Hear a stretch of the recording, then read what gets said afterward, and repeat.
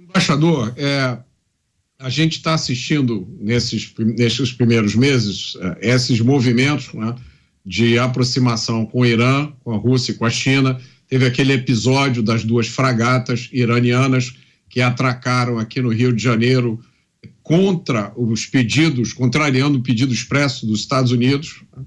A aproximação com a Rússia, o chanceler russo está chegando para uma visita. E também, em relação à China, além da declaração sobre Taiwan, que o senhor já explicou, há também essa súbita insistência no abandono do dólar como moeda para as trocas entre China e Brasil. E o senhor não acha que, especialmente esse abandono, isso não seria um gesto de confronto com os Estados Unidos, uma sinalização? Olha, eu vou começar pela última parte. O que está no comunicado é que os dois governos vão estudar esse assunto. Essa questão da utilização da moeda vai depender do interesse das empresas. Não é obrigatório, entendeu? A maioria das empresas vai querer continuar a comercializar com o dólar. Não é uma obrigação para o comércio ser feito. Nós estamos discutindo essa questão do clearing, né, uma câmara de compensação, com os países do Mercosul também. Então não é uma novidade, não é de novo, né, não vejo como uma confrontação com os Estados Unidos. A mesma coisa em relação à questão do Irã, que você mencionou.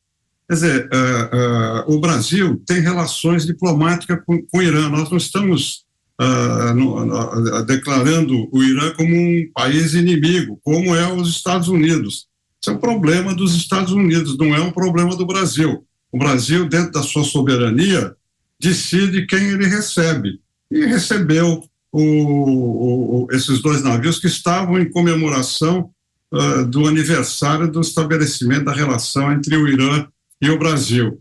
Eu acho que todas essas questões que foram levantadas, elas têm que ver com o interesse de cada país. O Brasil, na minha visão, não pode se filiar, como aconteceu no governo Bolsonaro, que houve um alinhamento automático em relação aos Estados Unidos. Eu fui contra na época, porque eu achava que o Brasil não poderia se alinhar automaticamente a toda a agenda de qualquer país. Nós estamos vendo agora o que aconteceu com o presidente da França, o Macron. Ele foi à China e voltou dizendo que a Europa não pode se alinhar nem com os Estados Unidos, nem com a China, nessa tensão entre os dois países. É a mesma posição do Brasil. No ambiente geopolítico que nós estamos vivendo hoje, com essas grandes transformações, cada país está defendendo o seu interesse. Os Estados Unidos estão defendendo os interesses dele, a China está defendendo os seus, e o Brasil tem que defender os seus, que às vezes coincide com as posições americanas, às vezes vai coincidir com as posições da China, entendeu? Mas eu não acho que seja necessário, em todos os assuntos, haver um alinhamento automático, quer dizer, obedecer uma diretriz de um outro país que terá impacto econômico, financeiro, diplomático sobre o Brasil. Negativo, um impacto negativo. Aminato. Embaixador, boa noite. É até irônico dizer isso, mas nós temos um governo hoje que está na China rasgando seda para o governo chinês. E essas afirmações, elas são tão calorosas, tão passionais, né, que é como estamos fechados com tudo na China. E nós temos aqui um presidente que foi até tribunais internacionais, foi até a Organização das Nações Unidas para tratar das injustiças que teria sofrido em processo judicial que o levaram à prisão provisória. Pois bem, na China nós temos um dos casos de pena de morte, o suborno, a corrupção de agentes públicos. Na China, se, por exemplo, nós tivéssemos Lula como um membro do Partido Comunista Chinês, ele fosse acusado, julgado expressamente, ele já teria sido executado. Quando o Brasil ele fecha com a China em todos esses assuntos, a China é uma só, a China, nós estamos fechados, ela é um país que se determina. Que legitimidade o Brasil tem hoje perante órgãos internacionais para fazer pleitos como ele fez alguns anos atrás, falando em lawfare, em direitos humanos. Ele quis se beneficiar das garantias do processo penal ocidental e agora está fechando com um país que, no menor sinal de corrupção, executa os agentes políticos corruptos? Olha, de novo, aqui é uma questão de percepção, né?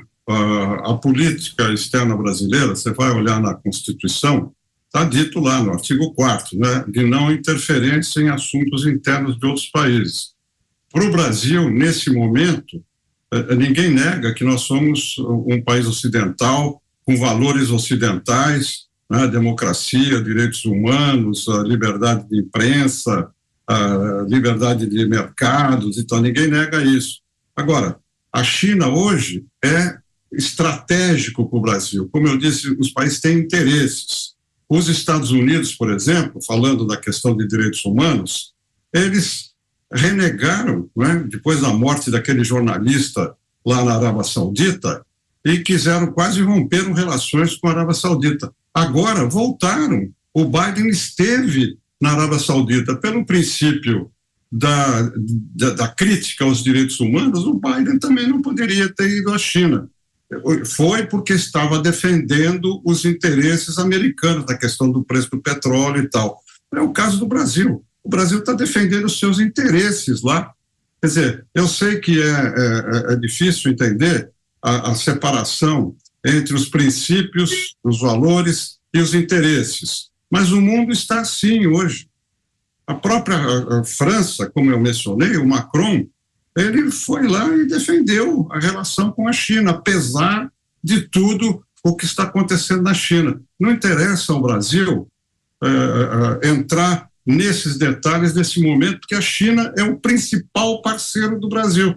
Se você faz uma crítica dessas e a China corta as exportações nossas para lá, como é que fica a economia interna aqui no Brasil? Então, é uma questão de realismo, de pragmatismo político. Quer dizer, a gente tem que defender o interesse brasileiro acima de tudo.